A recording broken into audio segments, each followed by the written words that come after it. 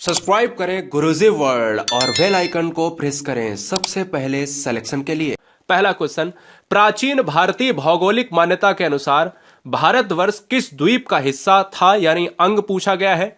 यानी अगर हम प्राचीन भारतीय क्षेत्र में अगर हम चले जाते हैं तो प्राचीन काल में भारत को किस द्वीप का हिस्सा माना जाता था, तो वो जम्बू द्वीप। हाँ, हमेशा याद रखिएगा बच्चे, पुष्कर द्वीप मार के चले जाते हैं, जम्बू द्वीप। इसका हम पुराणों में भी इसको देखते हैं, हमें हमेशा जम्बू द्वीपस्य की बात करी जाती है। ऑप्शन बी को लॉक करेंगे। भारत को भारत के अलावा इंडिया, भारत के अलावा आर्यावर्त और भारत के अलावा अन्य अन्य हिंदुस्तान जैसे नामों से जाना जाता रहा है। अगला क्वेश्चन, सर्वप्रथम इंडिया शब्द का प्रयोग भारत के लिए किस भाषा में किया गया। अब ये भी क्वेश्चन एग्जाम में आता है तो बच्चों को पता ही नहीं रहता।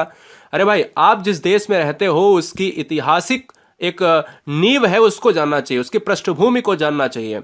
सर्वप्रथम इंडिया शब्द का प्रयोग जो है किस भाषा में किया गया, तो वो चला जाएगा बेटा ग्रीक के साथ, ऑप्शन बी के साथ। ठीक है ना, चलेंगे नेक्स्ट क्वेश्चन की तरफ।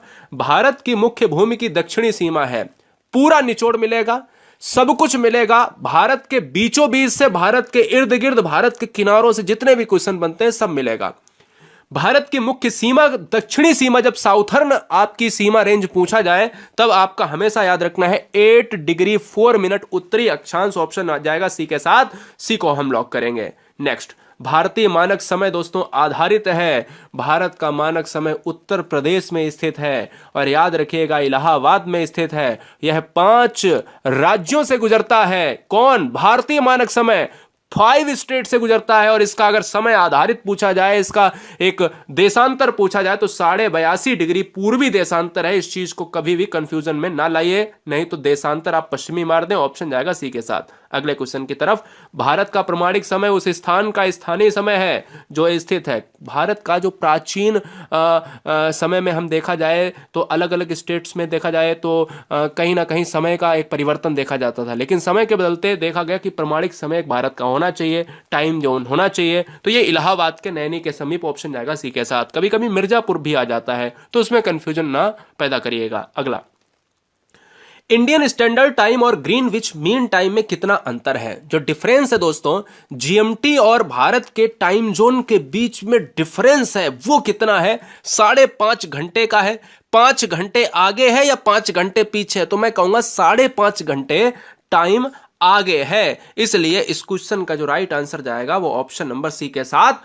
अंतर कितना है? 5.5 घंटे का है। कहां पर है? जीएमटी से हमारा टाइम, इंडियन स्टैंडर्ड टाइम आगे है। भारत का ध्रुव दक्षिणी भाग की भूमध्य रेखा से दूरी कितनी है? यानी हमारा अगर देखा जाए यहां पर अगर ग्लोब को हम थोड़ा सा प्रदर्शित करें तो भारतीय परिदृश्य ये है। अब 0 डिग्री से ये पूछा गया कि इसकी लंबाई कितनी, यानी ये भारत है, तो क्योंकि भारत जो है पूर्वी देशांतर में है, पूर्वी और उत्तरी देशांतर में है, और यहां से इसकी लंबाई पूछी गई है कि इसकी भूमध्य रेखा से लंबाई कितनी है, तो ये 876 किलोमीटर है। इसको इंपॉर्टेंट में नहीं दोस्तों, इसको वेरी इंपॉर्टेंट में रखिएगा, बहुत आसान है। अगला, भारत की स्थलीय सीमा की लंबाई कितनी है? जब हम स्थलीय सीमा की बात करते हैं तो आप मानचित्र देखिएगा, स्थलीय सीमा की जब आप बात करोगे तो 15,200 किलोमीटर। जब आप बात करोगे पाकिस्तान के साथ तो 3,323 किलोमीटर लगता है।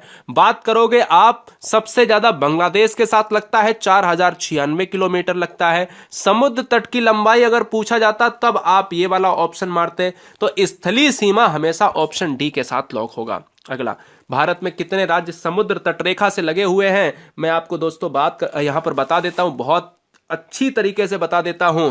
यहां पर मानचित्र देखिएगा तो ये पश्चिमी क्षेत्र है, तो 1 राज्य, 2 राज्य, गोवा 3, कर्नाटक 4, केरल 5, तो मतलब 5 जो राज्य हैं वो पश्चिमी। तो ऐसे याद कर लो, 5 पश्चिम, 5 पश्चिम, 5 पश्चिम, है ना। और पूर्वी में 1 2 3 4, है ना, तो 4 पूरब में लगते हैं और 5 4 हमारे कितने हो गए? 9 हो गए। तो हमेशा आपको याद रखना है कि पूरे समुद्र तट से लगने वाले जो राज्य हैं वो भारत में 9 राज्य लगते हैं। अगला, भारत में निम्नलिखित में किस राज्य की तटरेखा सबसे लंबी है? सबसे लंबी तटरेखा वाला राज्य एक ही है, गुजरात है। हमेशा आपको यह भी याद रखना है कि गुजरात काली मिट्टी, कपासी मिट्टी, लावा मिट्टी के लिए जाना जाता है। गुजरात दोस्तों जंगली गधों के लिए जाना जाता है। जंगली गधों का एकमात्र विश्व में स्थान है भारत है, और वो भी कहां पर है? गुजरात कच्छ के रण में है। तो राज्य की तटरेखा जो लगती है वो गुजरात, ऑप्शन सी जाएगा। राजधानी है गांधीनगर। अगला, निम्नलिखित भारतीय राज्यों में किससे होकर कर्क रेखा नहीं गुजरती है? ये क्वेश्चन कई बार बताया है। आज मानचित्र के साथ थोड़ा सा अलग क्वेश्चन लेता हूं। कितने राज्यों से गुजरती है? पहली बात तो ये तो 8 राज्य हैं, 1 2 3 4 5 6 7 8, यानी गुजरात, राजस्थान, मध्य प्रदेश, छत्तीसगढ़, पंजाब, छत्तीसगढ़, झारखंड, पश्चिम बंगाल, त्रिपुरा और मिजोरम। वही ट्रिक है, मित्र पर गमछा झार, है ना। और हम बात करेंगे दोस्तों कि कर्क रेखा नहीं गुजरती है, तो कर्क रेखा इसमें कहीं उत्तर प्रदेश आ रहा, तो आप कहोगे सर उत्तर प्रदेश तो ऊपर निकल जाता है, तो यहां पर आंसर ऑप्शन ए चला जाएगा। मध्य प्रदेश से गुजरती है, बिल्कुल गुजरती है। गुजरात से गुजरती है, बिल्कुल गुजरती है। झारखंड से, तो बोले सर बिल्कुल गुजरती है, तो आंसर ऑप्शन ए हो जाएगा। कौन सी अक्षांश रेखा भारत के मध्य से होकर गुजरती है? तो क्वेश्चन बनेंगे 2, पृथ्वी क्वेश्चन बनेंगे 3। पृथ्वी के बीचों बीच से जो रेखा गुजरती है उसका नाम क्या है? तो पृथ्वी के बीचों बीच से गुजरती है विषुवत। ऑस्ट्रेलिया के बीचों बीच से जो गुजरती है उसका नाम क्या है? तो ऑस्ट्रेलिया के बीचों बीच से गुजरती है मकर। और भारत के बीचों बीच से गुजरती है उसका नाम क्या है? तो कर्क रेखा। भाई कितना आसान क्वेश्चन है। तो 3 आंसर हमारे यहां पर 3 क्वेश्चन तैयार हो गए। भारत के मध्य से 8 राज्यों से गुजरती है, ये भी आपको याद रखना है। अगला 13 नंबर बेटा कह रहा है कि कर्क रेखा भारत के कितने राज्यों से होकर गुजरती है? अभी अभी बताया, तो आपको यहां पर बताने की आवश्यकता नहीं। 8 स्टेट कवर करते हैं। इस क्वेश्चन का जो राइट आंसर है बेटा, ऑप्शन नंबर किसके साथ चला जाएगा? 13 नंबर का डी हो जाएगा। निम्नलिखित में किस राज्य से होकर कर्क रेखा नहीं गुजरती है? फिर एक बार क्वेश्चन पूछ लिया गया है कि कौन सा ऐसा एक स्टेट है जहां से कर्क रेखा नहीं गुजरती है। तो देखो यहां देखिए, पश्चिम बंगाल बोले सर गुजरती है, राजस्थान बोले सर गुजरती है, गुजरात बोले सर गुजरती है, लेकिन ओडिशा दोस्तों यहां पर नहीं आता है। इसलिए ओडिशा जो क्षेत्र है वो देखिए यहां पर इतने में ही समिट जाता है और लाइन ऊपर है। उड़ीसा इस क्वेश्चन का आंसर चला जाएगा, ऑप्शन नंबर ए। वीडियो अच्छा लग रहा हो तो लाइक कर देना, क्योंकि हम यहां पर आपको रटाने की चीज नहीं हम लेकर आते हैं, हम आपको मैप के साथ माइंड में सेट करने वाली चीजें लेकर आते हैं। चलिए, द्वीपों सहित भारत के तट रेखा की लंबाई कितनी है? अब बेटा जब क्वेश्चन में इस तरीके से पूछा जाए, द्वीप के साथ भारत के तटीय रेखा की लंबाई कितनी है, तो जब द्वीप मिला दिए जाएं तो वहां पर आप 7517 से बढ़ के 8000 किलोमीटर बढ़ जाती है। ये रेंज आपको नहीं भूलना है, 8000 किलोमीटर बढ़ जाता है, क्योंकि छोटे छोटे द्वीप भी हैं, इनकी भी यहां पर सीमा रेखा है। अंडमान निकोबार में भी बहुत सारे द्वीप हैं, यहां पर 40 से प्लस द्वीप आपको मिल जाएंगे। ठीक है, चलिए, भारत की उत्तर से दक्षिण की लंबाई कितनी है? साउथ एंड नॉर्थ की बात कर रहा, एक तो ऐसी लंबाई होती है, भी आगे हम पूछेंगे, और एक ऐसी लंबाई, तो इसमें यही पूछ रहा है नॉर्थ टू साउथ की लंबाई कितनी है। तो अब भारत की अगर मैं बात करता हूं तो 3214 किलोमीटर जो है ये वाली है, और ये वाली है 933 किलोमीटर, है ना, 933 किलोमीटर है। तो पश्चिम से यानी ये वेस्ट हो जाएगा, ये ईस्ट हो जाएगा, तो ईस्ट टू वेस्ट पश्चिम पूर्व की लंबाई 2933 है। ठीक है ना, तो ये ईस्ट वेस्ट वाली लंबाई है, और ये वाली नॉर्थ टू साउथ वाली है, तो 3214 किलोमीटर है। तो यहां पर मुझे लगता है दो विकल्प नहीं, एक ही विकल्प है, 3214 किलोमीटर, यानी ऑप्शन आएगा बी के साथ। अगला क्वेश्चन आपके स्क्रीन पर है, भारत का वह राज्य जिससे कर्क रेखा होकर गुजरती है। अभी थोड़ा सा क्वेश्चन चेंज कर दिया। अब देखिए, झारखंड गुजरती है क्या? बिहार गुजरती है क्या? हिमाचल प्रदेश, जम्मू कश्मीर? तो मुझे लग रहा है कि झारखंड इस क्वेश्चन का आंसर होना चाहिए। क्यों? क्योंकि बिहार से गुजरती नहीं, हिमाचल प्रदेश से गुजरती नहीं, जम्मू एंड कश्मीर से गुजरती नहीं, क्योंकि मित्र पर गमछा झार जो है ना वो झारखंड से लेकर आता है। देखिए यहां पर अगर मैं बताऊं आपको, देखिए झारखंड जो है आपका इसमें गुजर रही है। ठीक है, कहीं आपको बिहार दिख रहा है? नहीं। कहीं आपको जम्मू कश्मीर दिख रहा है? जम्मू कश्मीर नहीं दिख रहा है। इसी तरीके से आपका क्या नहीं दिख रहा है बेटा? हिमाचल भी नहीं दिख रहा, क्योंकि हिमाचल जम्मू से लगा हुआ है। अगला, भारत का दक्षिणतम बिंदु कौन सा है? बेटा देखिए, इंदिरा कॉल आपका है पूर्वी जो नॉर्थन एरिया है, जो जम्मू एंड कश्मीर वाला है, जम्मू कश्मीर में स्थित इंदिरा कॉल है। इसी तरीके से अगर मैं बात करता हूं इंदिरा पॉइंट, तो इसी क्वेश्चन का जो राइट आंसर है वो ऑप्शन नंबर सी जाएगा। इसी क्वेश्चन का एक क्वेश्चन और बनता है कि इंदिरा पॉइंट को क्या नाम से जानते हैं? तो पिगमिलियन पॉइंट जानते हैं क्या? पिगमिलियन पॉइंट बेटा जानते हैं, तो पिगमिलियन पॉइंट हो जाएगा। और इसी को दोस्तों पार्सन पॉइंट भी कहा जाता है। क्या? पार्सन पॉइंट भी कहा जाता है। भारत की पूर्व से पश्चिम की तक की लंबाई कितनी है? पूर्व से पश्चिम तक की लंबाई आपको बतानी है। तो पूर्व से पश्चिम तक की लंबाई तो यही तो बताई थी मैंने कि 2933 किलोमीटर, और ये वाली क्या बताई थी? 3214 किलोमीटर, है ना। तो 2933 किलोमीटर, ये ऑप्शन ए चला जाएगा। अगला 20 नंबर, भारत का क्षेत्रफल विश्व के कुल क्षेत्रफल का कितना प्रतिशत है? देखिए, भारत 17.5% जनसंख्या का प्रतिनिधित्व करता है, और यह विश्व में भौगोलिक क्षेत्रफल का कितना कवर करता है? तो यह करता है 2.4% कवर करता है। इसलिए इस क्वेश्चन का आंसर ऑप्शन नंबर बी को लॉक करेगा। अगला क्या कह रहा है बेटा? देखिएगा, कह रहा है कि भारत के कुल क्षेत्रफल का कितना प्रतिशत भाग। अब 21 नंबर और 22 नंबर बहुत ध्यान से देखिएगा। 21, 22, 23 तीन क्वेश्चन ऐसे हैं। 21, 22, 21 क्यों, 20 भी ले लो। 20 तो मैंने आपको बता दिया 2.4%, तो 20, 21, 22 और 23 ये तीनों परसेंट से क्वेश्चन है। बहुत ध्यान से, पूरे विश्व का भारत कितने परसेंट कवर करता है? 2.4%। अब पूछ रहा है कि जो कुल क्षेत्रफल का कितना प्रतिशत भाग पर्वतीय क्षेत्र यानी भारत में पर्वत कितने हैं, कितने प्रतिशत पर्वत भारत में पाए जाते हैं। तो आपको मैं बता दूं, जो पर्वत वाला एरिया है वो है 10.7%। बहुत इंपॉर्टेंट है, बहुत ज्यादा डीप में पूछा जाता है, 10.7% है। अब पूछ रहा है भूभाग पर पर्वत और पहाड़ियों का विस्तार। अब देखिएगा, यहां पर कह रहा था कि प्रतिशत भाग पर्वतीय क्षेत्र है जो समुद्र तल से 21 से 35 किलोमीटर से अधिक ऊंचाई के अंतर्गत आता है।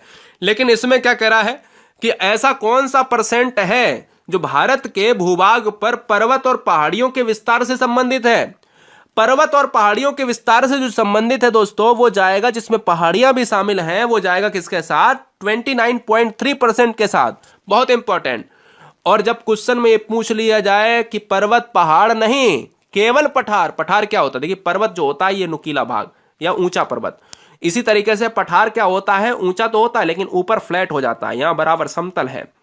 तो पठार कितने परसेंट भारत में पाए जाते हैं, अगर ये पूछा जाए तो हमेशा आपको याद रखना है कि ये 27.7% के साथ जाएंगे। थोड़ा सा टफ रहेगा, लेकिन बच्चे यहां पर याद रखो कि आपको कभी भी निराशा नहीं मिलेगी, ये परसेंटेज आपको याद करने पड़ेंगे।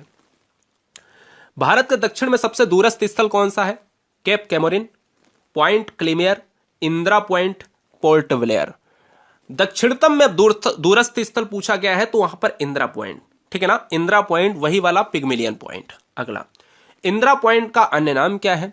पार्सन पॉइंट है क्या, लाही चिंग, पिग्मेलियन पॉइंट? तो इनमें से सभी हो जाएगा बेटा। लाही चिंग वगैरह तिब्बत के क्षेत्र में, नॉर्थन एरिया में कहा जाता है। इसी तरीके से पिग्मेलियन पॉइंट, पार्सन पॉइंट और लाही चिंग हो जाएगा। इसके साथ इंदिरा पॉइंट तो है ही पहले से। भारत की तटीय रेखा की लंबाई कितनी है? तटरेखा की लंबाई पूछ रहा है बेटा, केवल तटरेखा, आपकी बार द्वीपों सहित नहीं पूछी है, केवल तटरेखा की लंबाई पूछी है। तो इसका जो तटरेखा वाला जो क्षेत्र है दोस्तों, वो किसके साथ चला जाएगा? 6100 किलोमीटर के साथ चला जाएगा, यानी ऑप्शन नंबर ए के साथ। ये बात आपको याद रखनी है, यानी केवल तटरेखा, ठीक है। भारत की तटरेखा की लंबाई कितनी है? Option A. चलिए देखिएगा, अगर मैं बात करता हूं दोस्तों यहां पर अगले क्वेश्चन की तरफ, अगले क्वेश्चन की तरफ,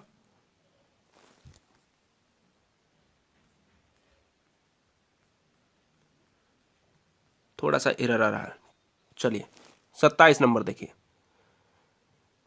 ठीक है। हाँ हाँ, वही 6100 ही होता है बेटा, ठीक है। चलिए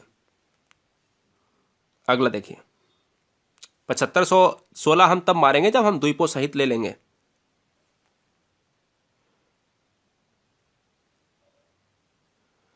जब मुख्य भूमि की तटीय रेखा, ठीक है, बच्चों का कमेंट था। चलिए क्वेश्चन नंबर 27, निम्नलिखित में कौन सा स्थान भूमध्य रेखा के निकटतम स्थित है? भूमध्य रेखा के निकटतम कौन सा स्थान स्थित है? बड़ा अच्छा क्वेश्चन है, इसको भी कहीं ना कहीं बच्चे गलत करने की कोशिश करते हैं, बताइए। बहुत आसान हो जाएगा भाई, जो दक्षिणतम पॉइंट होगा वही तो भूमध्य, क्योंकि भूमध्य रेखा भारत की 876 किलोमीटर दूर है। सिंपल सी बात है यार, समझो कि भूमध्य रेखा 876 किलोमीटर है, तो भारत का दक्षिणतम पॉइंट लेंगे, ना कि ऊपर वाला पॉइंट लेंगे। ये ऊपर वाला पॉइंट है, ये इंदिरा पॉइंट है, इसी को पिग्मिलियन पॉइंट कहते हैं। अगला क्वेश्चन 28, भारत का दक्षिणतम स्थान इंदिरा पॉइंट निम्नलिखित में कहां पर स्थित है? अगर ये क्वेश्चन में पूछ लिया जाए तब आप क्या मारोगे बताइए?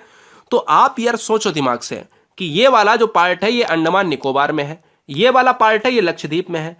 इंदिरा पॉइंट 8 डिग्री की बात करता है, समथिंग समथिंग, तो हम ये कहेंगे कि अंडमान निकोबार में ही तो जाएगा, ऑप्शन जाएगा भाई डी के साथ। भारत और पाकिस्तान के बीच अंतरराष्ट्रीय सीमा किसके द्वारा सीमांकित की गई है?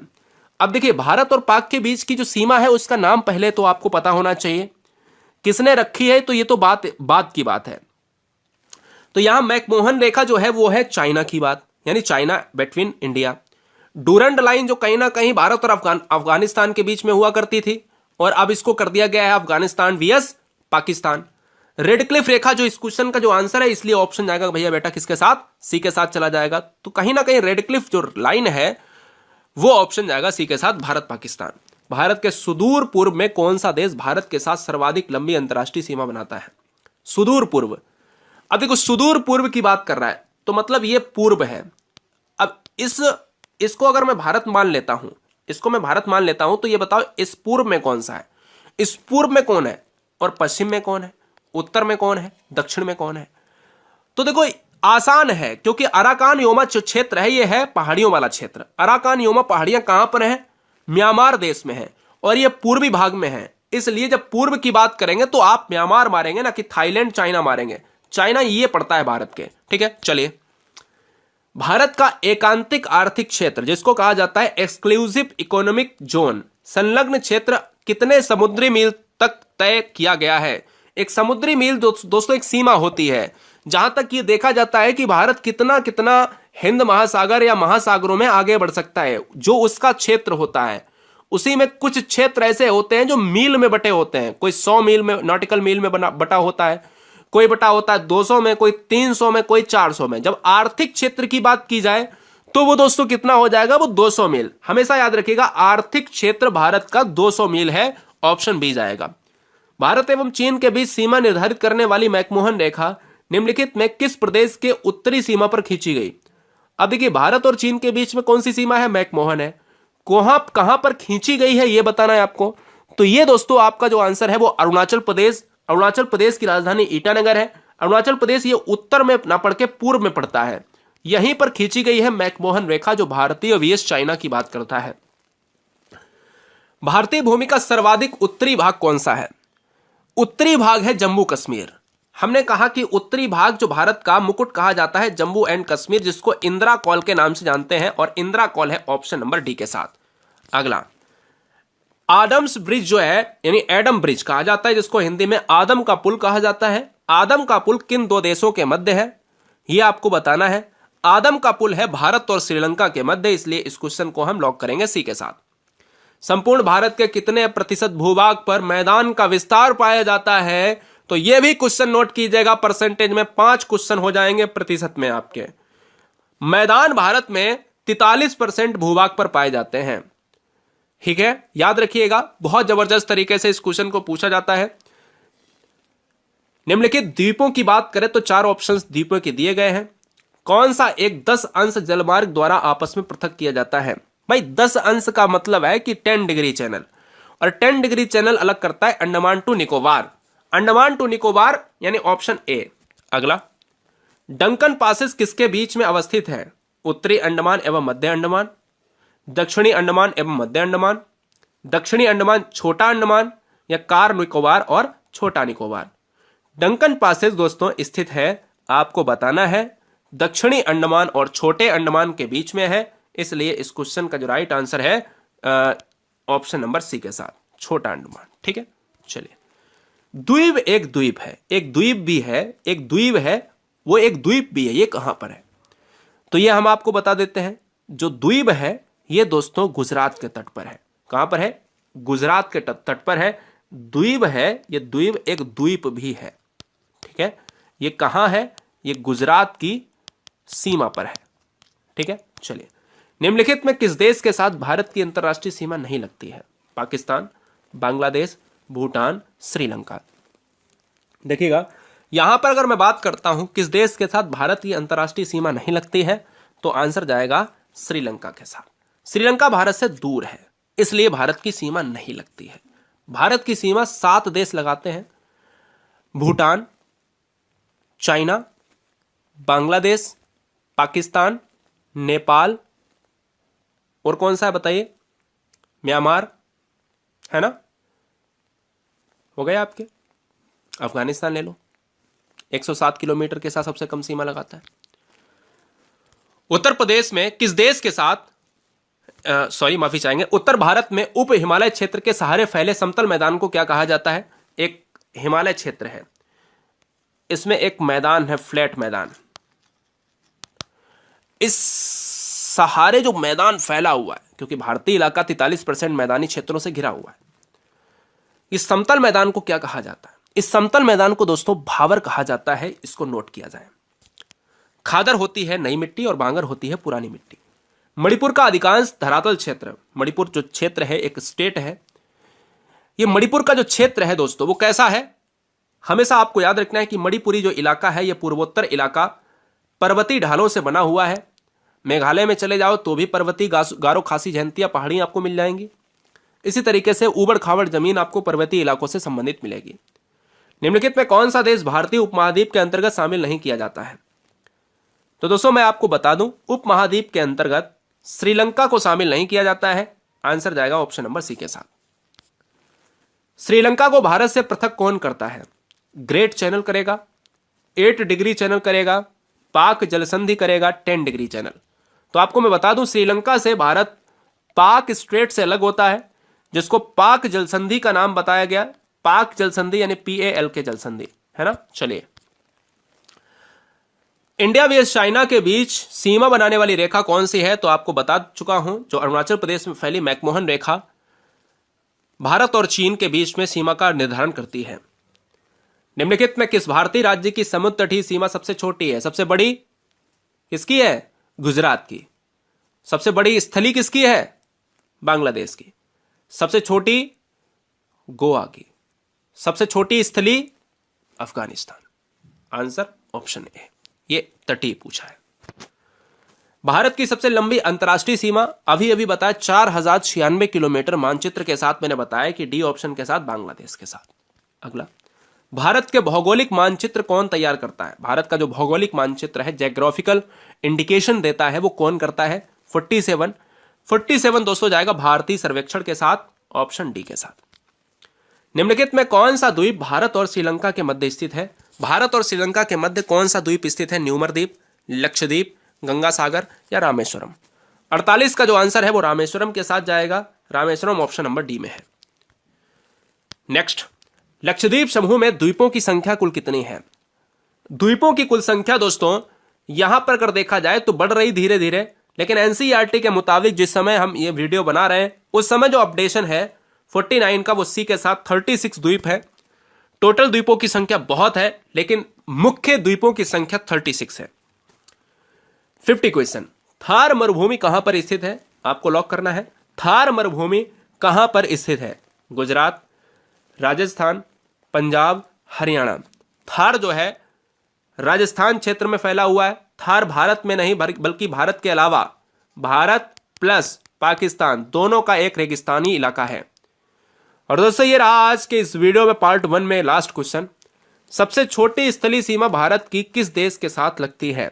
अब देखिए इसमें अफगानिस्तान तो है नहीं, तो आपको मैं बता दूं अफगानिस्तान के पहले जो आएगा वो भूटान। अगर भूटान भी ना होता तब क्या लगाते? तब म्यांमार लगाते, ठीक है ना। अगर म्यांमार भी ना होता तब क्या लगाते? तब आप नेपाल लगाते। तो इसलिए भूटान आपका यहां पर है। आपको यहां पर बता दूं सबसे ज्यादा जो है लगाता है बांग्लादेश, फिर लगाता है चीन, फिर लगाता है पाकिस्तान, ठीक है ना, पाकिस्तान, फिर लगाता है नेपाल, ये क्रम है, ठीक है ना, फिर लगाता है म्यांमार, फिर लगाता है भूटान, और फिर लगाता है आपका अफगानिस्तान। 1 2 3 4 5 6 7, ठीक है। ऑप्शन जाएगा डी के साथ। निम्नलिखित में किस नदी को बंगाल के शोक के रूप में जाना जाता है? अब देखिए दूसरे क्वेश्चन में और पहले क्वेश्चन में बच्चे काफी कंफ्यूज होते हैं, जो एग्जाम पॉइंट ऑफ व्यू से बहुत बेहद इंपॉर्टेंट है। जब क्वेश्चन में कहा जाए कि बंगाल, वेस्ट बंगाल की जब बात होती है बंगाल के शोक के रूप में जाना जाता है, तब आप वहां पर दामोदर लगाइएगा। देखिएगा दामोदर काफी तबाही के रूप में जानी जाती है, इसलिए बंगाल के शोक के रूप में दामोदर को माना जाता है। ऑप्शन नंबर जाएगा भाई बी के साथ। क्वेश्चन के थोड़े से स्वरूप को चेंज करते हैं और क्वेश्चन कह रहा है कि निम्नलिखित में किस नदी को बिहार के शोक के रूप में जाना जाता है?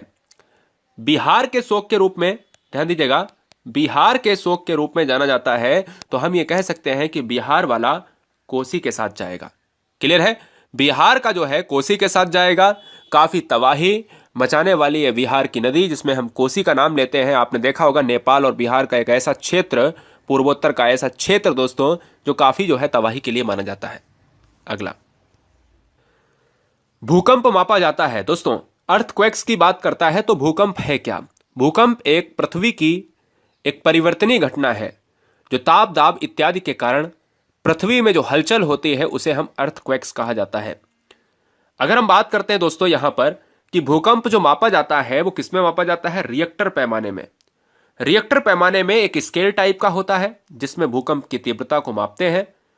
न्यूटन की बात करें बच्चे जानते हैं, डेसिबल की बात करें तो भी बच्चे जानते हैं कि क्या क्या है।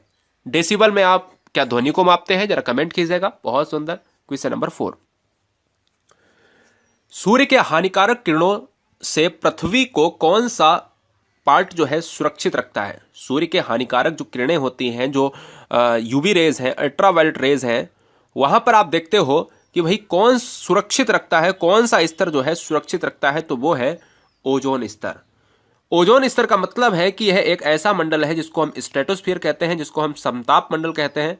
और समताप मंडल की जब भी बात होती है दोस्तों तो ये 50 किलोमीटर का रेंज एक तय करता है। ठीक है ना, याद रखिएगा, ऑप्शन जाएगा बी के साथ। नेक्स्ट, निम्नलिखित भारतीय नदियों में कौन एस्चुरी ज्वारनद मुख बनाती है। तो दोस्तों आपको मैं बता दूं, कमेंट बॉक्स में देखिएगा, सारे बच्चे यहां पर जवाब दे रहे हैं, बहुत बढ़िया। अब देखिए यहां पर यह है पूर्वोत्तर का इलाका, यानी पूर्वी क्षेत्र यह है, और पश्चिमी भारत का पश्चिमी क्षेत्र यह है। जो भी नदी यहां से बहेगी वो यहां पर गिरेगी तो वो एक डेल्टा बनाएगी, लेकिन कुछ नदियां हैं वो यहां पर बने गिरेंगी, वो डेल्टा नहीं बनाएंगी, और वो नदियां एस्चुरी का निर्माण करेंगी। इसमें क्या है, ताप्ती नदी जो है ज्वारनद मुख बनाती है, एस्चुरी का निर्माण करती है। एक्चुअल में जो पश्चिमी प्रवाह वाली नदियां हैं ये लक्षद्वीप में गिरती हैं और ये वाली अंडमान निकोबार में गिरती हैं।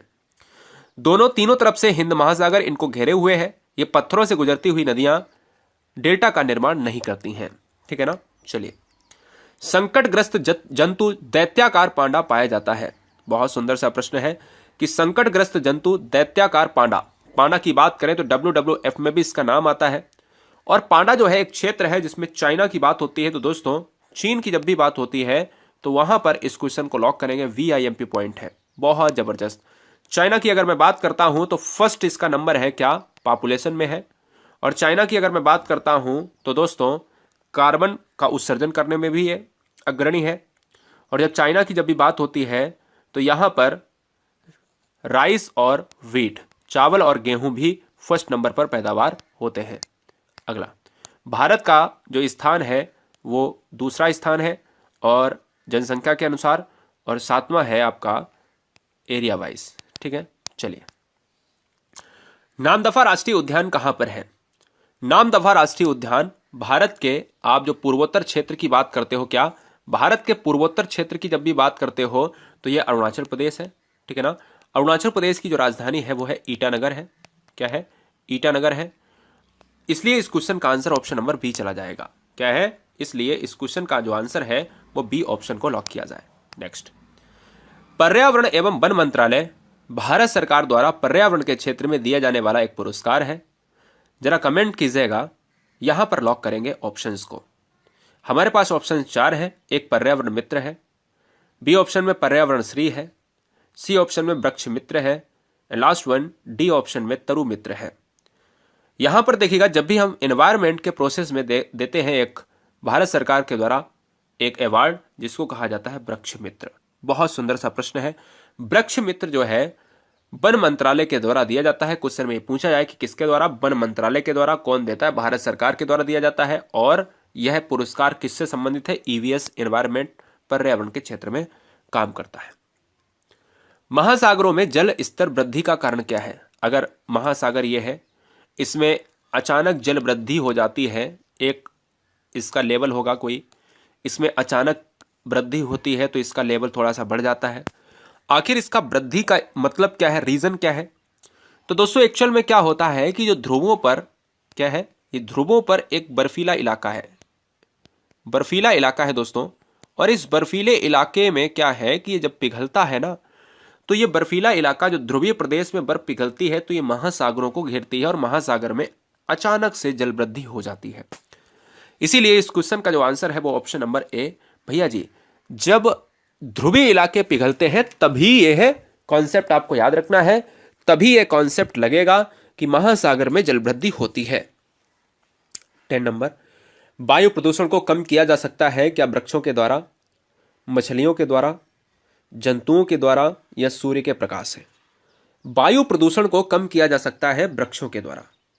देखिए यहां से आप कर सकते हो, लेकिन हमें तो यार ईवीएस सेक्शन में ये पूछ रहा है कि इन्वायरमेंट के पॉल्यूशन को आप कैसे कम करेंगे, पर्यावरण के प्रदूषण को आप किस तरीके से कम करेंगे। वायु प्रदूषण को कम किया जा सकता है वृक्षों के द्वारा, इसलिए इस क्वेश्चन का answer option number A lock होगा। क्वेश्चन नंबर 11, विश्व जल दिवस कब मनाया जाता है? तो आपको मैं बता दूं कि जल दिवस से एक क्वेश्चन हमेशा याद रखना है कि जो पृथ्वी है दोस्तों, पृथ्वी है, इसमें 71% जो है जल पाया जाता है। पृथ्वी को इसी वजह के कारण ब्लू प्लेनेट कहा जाता है। क्या कहा जाता है? नीला ग्रह कहा जाता है। तो क्वेश्चन में हमेशा याद रखिएगा कि अगर नीला ग्रह पूछा जाता है तो वहां पर आप पृथ्वी मारिएगा। और 22 मार्च को क्या होता है? जल दिवस। 22 अप्रैल को क्या होता है? पृथ्वी दिवस। और 22 मई को क्या होता है? जैव विविधता दिवस। ठीक है ना, जैव विविधता दिवस होता है। तो इस चीज़ को आप याद रखिएगा। कमेंट बॉक्स में सारे बच्चे जवाब फटाफट दें। अधिकतर पेड़ पौधे पाए जाते हैं। पेड़ पौधे जो होते हैं आप सभी जानते हो 71% जो है पृथ्वी पर जल है और 29% के साथ पृथ्वी पर एक स्थल मंडल पाया जाता है। इसी स्थल मंडल की बात हो रही है कि भाई स्थल मंडल पे ही तो पेड़ पौधे होंगे। तो answer option number A lock होगा। 13 नंबर, शरीर के ऊर्जा केंद्र किसे कहा जाता है? तो शरीर का जो ऊर्जा केंद्र है वो दोस्तों किसे कहा जाता है? वो कहा जाता है वसा को कहा जाता है। इंस्टेंट एनर्जी जो मिलती है दोस्तों, ध्यान दीजिएगा, इंस्टेंट जो एनर्जी मिलती है वो वसा से मिलती है, जिसको हम फैट कहते हैं। और फैट की बात करें तो उससे भी एक एनर्जी की बात करें, एक तेज गति से जो एनर्जी मिलती है वो होता है कार्बोहाइड्रेट। कार्बोहाइड्रेट, ठीक है ना। तो ऊर्जा के केंद्र में इंपॉर्टेंट क्या है? वसा है। यही कहीं ना कहीं जब आपको भूख लगती है और आप खाना नहीं खाते हो तो यहीं से क्या होता है? ऊर्जा का संचरण होता है शरीर में। आंसर जाएगा डी के साथ। जवाई के जंगल किस प्रदेश में है? तो दोस्तों आपको मैं बता दूं कि एरिया वाइज के अनुसार यह स्टेट नंबर 1 पर है। यह वही आंसर होगा। इसके अलावा भारत में जो अयस्क होते हैं उसमें भी ये अग्रणी है। भारत में चांदी के उत्पादन में भी अग्रणी है। यह राज्य आपको पता है। तो अगर मैं बात करूं दोस्तों, इस क्वेश्चन का जो राइट आंसर है वो है राजस्थान।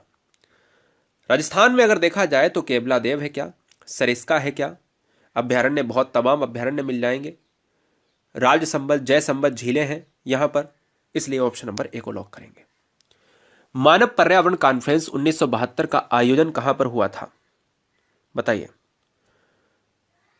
1972 का आयोजन पर्यावरण कहां हुआ था? बहुत सुंदर, बहुत आसान है, बहुत ही आसान है। स्टॉकहोम सम्मेलन बच्चे करें, क्या बात है, बिल्कुल सही बात। स्टॉकहोम सम्मेलन इस क्वेश्चन का आंसर चला जाएगा। संयुक्त मानव पर्यावरण सम्मेलन, जिसको कहा गया United nation conference on the human environment, ये 5 से 16 जून को 1972 में हुआ था। इसी वजह से सबसे पहली बार हम 5 जून को एनवायरनमेंट मनाते हैं। अगला, किस प्रदूषण के कारण तेजाबी वर्षा होती है? तेजाबी वर्षा आपको पता है कि एसिड रेन कहा जाता है। और एसिड रेन जो होता है वो H2SO4 SO2 की बात होती है, HNO3 की बात होती है। और तेजाबी वर्षा के कारण ही आपके ताजमहल, आगरा में जो ताजमहल है उसका रंग पीला पड़ रहा है, फीका पड़ रहा है। नेक्स्ट, निम्नलिखित में कौन सा पक्षी कैक्टस पौधों के कांटों के बीच में अपना नेक्स्ट बनाता है, यानी घोंसला बनाता है? कैक्टस एक पौधा है, उसमें बहुत सारे कांटे होते हैं, उनके बीच में अपना घोंसला का निर्माण करता है। इस क्वेश्चन का जो आंसर है वो ऑप्शन नंबर ए जाएगा, फाख्ता के साथ। नेक्स्ट, किसी जगह के फ्लोरा और फौना को सूचित करता है? तो दोस्तों याद रखिएगा, फ्लोरा और fauna very very most important, ये आपके इन्वायरमेंट का एक हिस्सा है। फ्लोरा फौना एक पौधे और जंतुओं का एक मिश्रण है। फ्लोरा पौधे, फौना जंतु, क्या इस क्वेश्चन को हम मार सकते हैं? तो मैं कहूंगा कि पेड़ पौधे और जंतु या पेड़ पौधे कहीं ऑप्शन में है। पक्षी पेड़ पौधे, जंतु मछलियां पेड़ पौधे नहीं। आंसर ऑप्शन नंबर ए जाएगा। हमेशा याद रखना, इस क्वेश्चन को बहुत बारीकी से पूछा जाता है कि कभी कभी फ्लोरा और फौना हमेशा पेड़ पौधे और जंतुओं को ही आप मारेंगे। 19 देखिए, चलिए,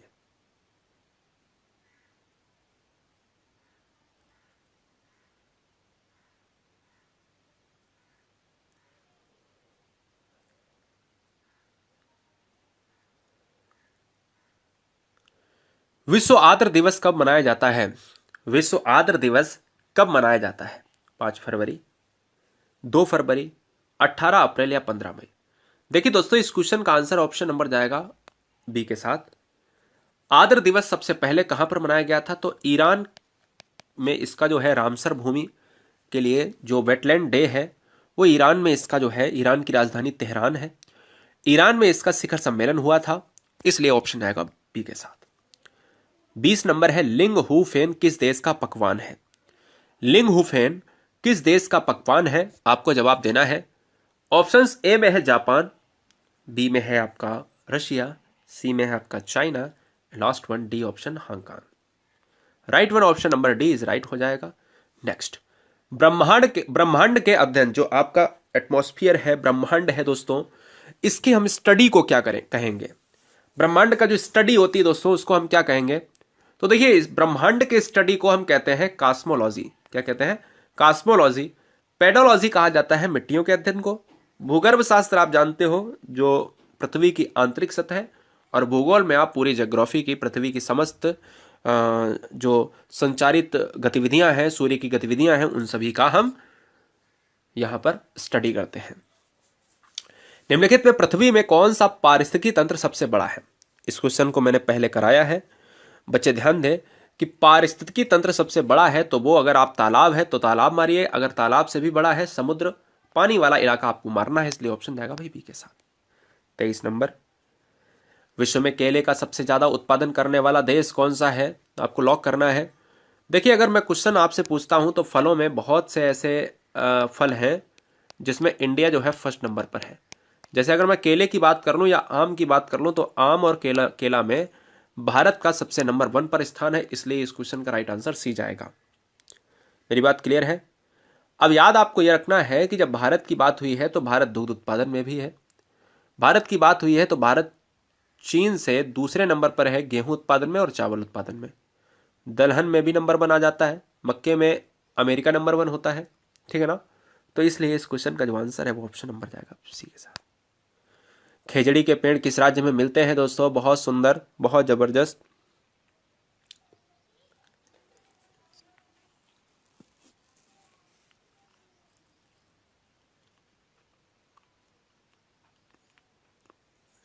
खेजड़ी के पेड़ किस राज्य में मिलते हैं? तो खेजड़ी के पेड़ मिलते हैं राजस्थान राज्य में, ऑप्शन डी जाएगा। नेक्स्ट, निम्नलिखित में किस देश में दुनिया का सबसे बड़े जंगल है? जवाई के जंगल अभी मैंने आपको बताया राजस्थान में है। भारत में सबसे बड़े जंगल मिलेंगे आपको, वन ज़्यादा मिलेंगे आपको मध्य प्रदेश में। और भारत में अगर मैं वर्ल्ड में अगर मैं पूछता हूँ कि सबसे ज़्यादा जो है जंगल कहाँ पर मिलेंगे, तो बच्चे कह रहे हैं कि सर रसिया होना चाहिए। तो यहाँ पर जो आंसर है वो बिल्कुल सही बात है, रसिया होगा, ऑप्शन जाएगा भाई सी के साथ। नेक्स्ट, निम्नलिखित में वह कौन सा स्थान है जहां पर कभी बारिश नहीं होती है? एक रेगिस्तान है जिसका नाम है दोस्तों आटाकामा, है ना? आटाकामा जो है एक मरुस्थल है। यह आपको बताना है कि आटाकामा मरुस्थल कहां पर है। मैं आपको बताता हूं, आटाकामा मरुस्थल है आपके साउथ अमेरिका में। यह शुष्क पठार का क्षेत्र है, एंडीज पर्वतमाला के पश्चिमी प्रशांत तट पर स्थित है। यहां पर ऑप्शन जाएगा किसके साथ? दुनिया का सबसे शुष्क मरुस्थल है, सबसे शुष्क मरुस्थल ड्राई में, ठीक है। अगला क्वेश्चन, सौंदर्य का देवता किस ग्रह को कहा जाता है? दोस्तों बहुत बढ़िया, सौंदर्य का देवता किस ग्रह को कहा जाता है? तो जरा लॉक कीजिएगा, यहां पर आंसर जाएगा शुक्र के साथ, पृथ्वी की बहन, है ना? इस तरीके से भी जानते हैं, morning star, evening star. Next, किस राज्य में राष्ट्रीय उद्यान वैली ऑफ फ्लावर्स स्थित है? ऑलरेडी मैं बता चुका हूं, वैली ऑफ फ्लावर्स जो है उत्तराखंड में अवस्थित है, इसलिए इस क्वेश्चन का आंसर जाएगा ऑप्शन नंबर ए के साथ। 29 आपको बताना है, लॉक करना है। बहुत सुंदर, क्या बात है। देखिए, कौन सा प्राणी मांसाहारी है? कौन सा प्राणी मांसाहारी है? कमेंट कीजिएगा। बहुत सुंदर, जबरदस्त, क्या बात है। चैनल पर पहली बार है तो चैनल को ईमानदारी से सब्सक्राइब करने के लिए आपका धन्यवाद। अगर ईमानदारी से सिलेक्शन चाहिए तो ईमानदारी से आप सब्सक्राइब जरूर कर लें। गुरुजी वर्ल्ड एग्जाम स्टडी प्लेटफॉर्म में जितने भी बच्चे हैं वो गुरुजी वर्ल्ड के टेलीग्राम से जुड़ जाएं। GURUJI गुरुजी वर्ल्ड का टेलीग्राम है, ग्रीन लोगो मिलेगा आपको। साथ ही साथ मैं आपको बता देना चाहता हूं कि गुरुजी वर्ल्ड 2.0 पर बहुत ज्यादा अच्छी क्लासेस चल रही हैं, सारे टीचर्स मिलकर पढ़ा रहे हैं। कौन सा प्राणी मांसाहारी है? आंसर जाएगा मेढक के साथ। हिरण, बकरी, गाय। मेढक कीट पतंगों को खा लिया तो समझ लो मांसाहारी हो गया। यह रहा 30 नंबर। परावैंगनी किरणें किस प्रकार के कैंसर का कारण बनती हैं? बहुत सुंदर, जबरदस्त, क्या बात है। परावैंगनी किरणें किस प्रकार के कैंसर का कारण बनती हैं? बताइए दोस्तों, लॉक किया जाए। क्या बात है, बहुत सुंदर।